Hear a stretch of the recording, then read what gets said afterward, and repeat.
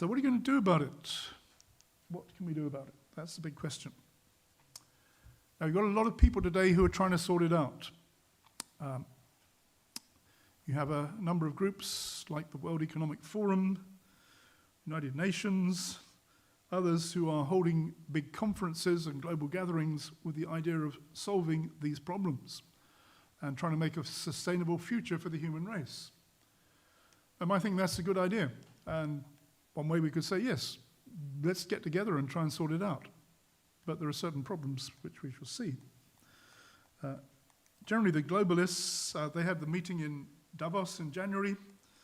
Last month, they had a global government conference in Abu Dhabi. What they do is blame all of this on nationalism, individualism, overconsumption of resources, burning fossil fuels, and too many people chasing too few resources. One of the things which they're proposing to answer the question is what they call a public-private partnership. That means that the leaders of industry, finance, media, healthcare, etc., work together with governments to change the way we live and give us a sustainable future. Again, that sounds like a good idea, doesn't it? Get everyone together, all the people with power, and let them work together to give us a sustainable future. They're also coming to work together in something called the UN Agenda 30. And they're organizing conferences and treaties to work this out. One of them, the World Health Organization, is bringing in what they call a pandemic treaty in 2024, which would give the World Health Organization the power over governments to institute a pandemic. When they do, then they can have power to tell the government what to do. So tell you to have a lockdown, tell you to indoctrinate all your people, and bring in health passes and so on. In fact, someone has said that's a recipe for a global government outside of your control. I've got some copies of it, so you can take it. Gives you more details of all this, but in the July, Light for the Last Days, which is on the chair next to Michael, I think, at the back, tells you about some of the things which they're proposing. The World Economic Forum chairman, Klaus Schwab, wrote a book which he called The Great Reset, in which he wrote, "The pandemic represents a rare but narrow opportunity to reflect, reimagine, and reset our world. The world should work for a new order, which will only come through some form of effective global governance." Goes on to describe how they want to bring in global governance. One thing to do is to get everybody onto a global database with your ID. Global database should be able to monitor your health status, your vaccine take-up, and also your control of your access to the internet, your access to financial services, even your access to certain buildings.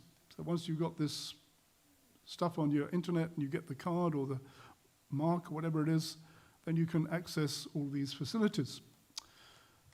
Does that sound like something you want to do? I also want to control information, so only what is acceptable to their plan will be broadcast in media, including social media. So people like me who are saying things which may be critical of it should be silenced. In fact, it's a recipe for taking control of all of the means of communication, including what you say in churches. You also want to control your use of carbon, bring in some kind of carbon tracker, which will monitor how much energy you use, prevent you from using too much. Ultimately ban use of private cars, maybe even private property altogether, and control where you go, who you see, what you say, and what you do. It's a recipe for a global tyranny. We also want to change the financial system. I'll just read what I wrote here. Dr. Pippa Malmgren said at this conference that the world is on the brink of a dramatic change which will bring an end to the traditional system of money and accounting. This will eliminate cash and bring in central bank digital currencies, fully digital system connected to blockchain technology run by the world's central banks. A new report for the Bank of International Settlements estimates that up to 90% of national central banks are at least in the planning stages for launching a central bank digital currency.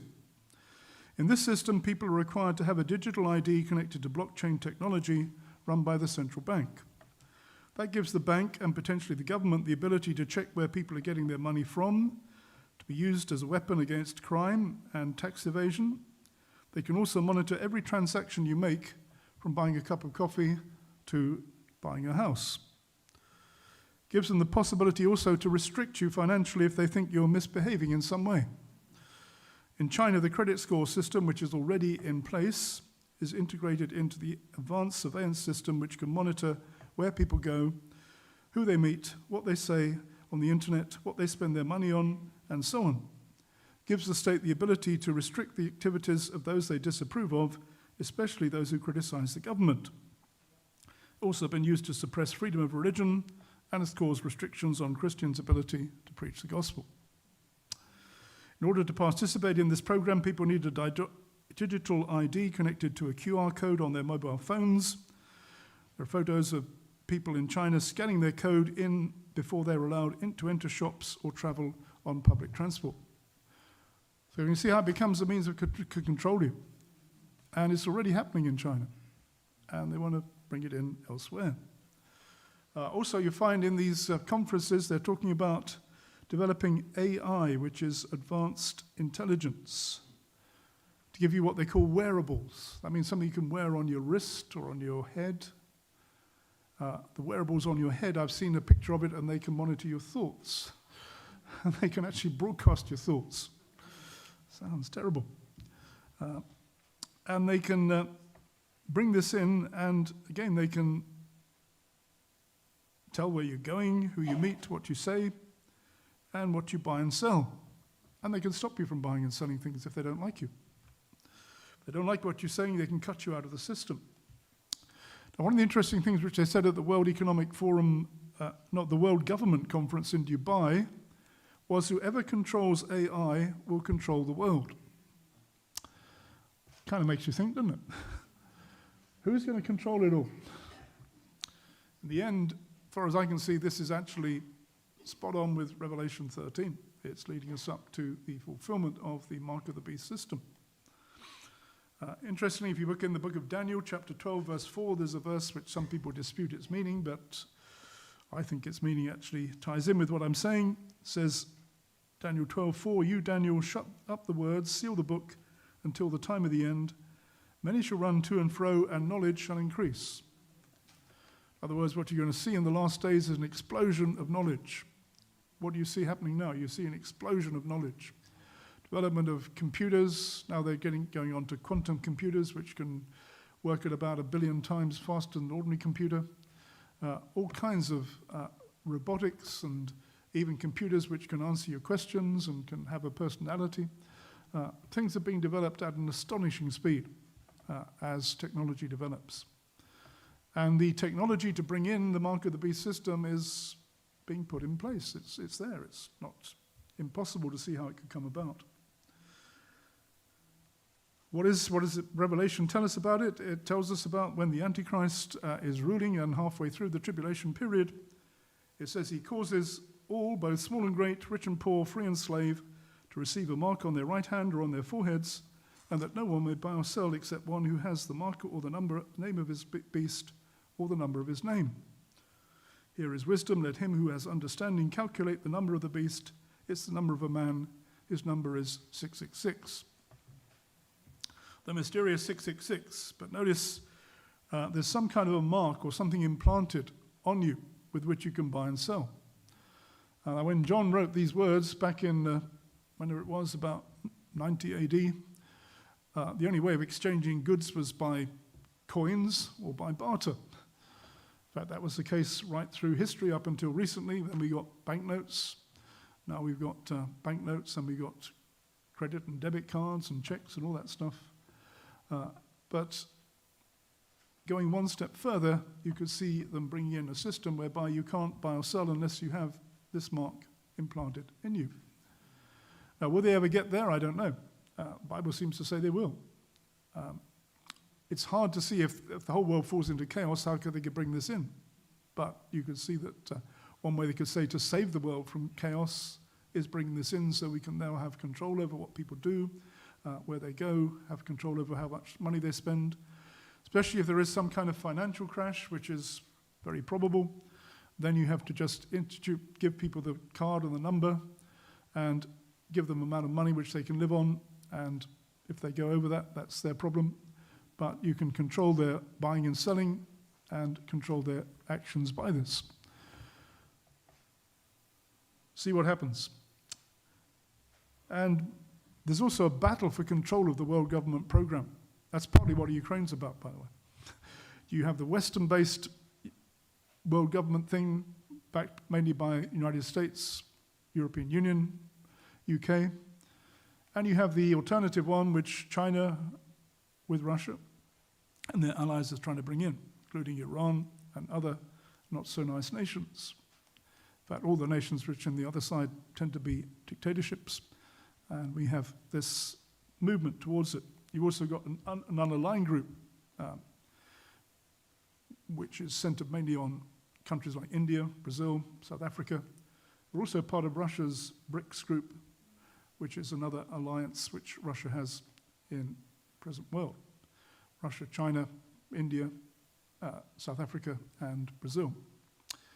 So you've got these different groups which are vying for control of the system. And partly what I say, the Ukraine war is part of the conflict for that. Again, how it will end up, only God knows. Personally, my view is that actually the Antichrist comes out of the European Union, which is the revived Roman Empire, so it's likely that the Western alliance thing will actually bring in the final Antichrist system. But I wouldn't be totally sure of that. It could be actually that the United Nations steps in and brings all these ones together and says, you've got to come under our roof, and our man will bring it in.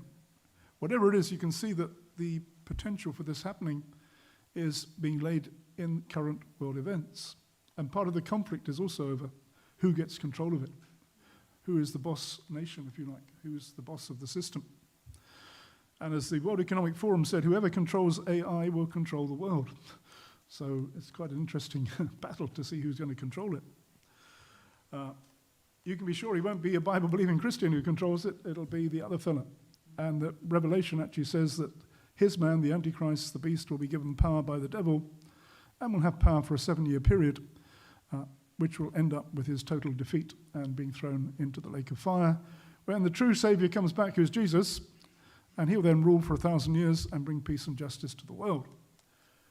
So the people of the world have got to make a choice. Do you want to follow someone who's going to rule for 7 years and be thrown into the lake of fire?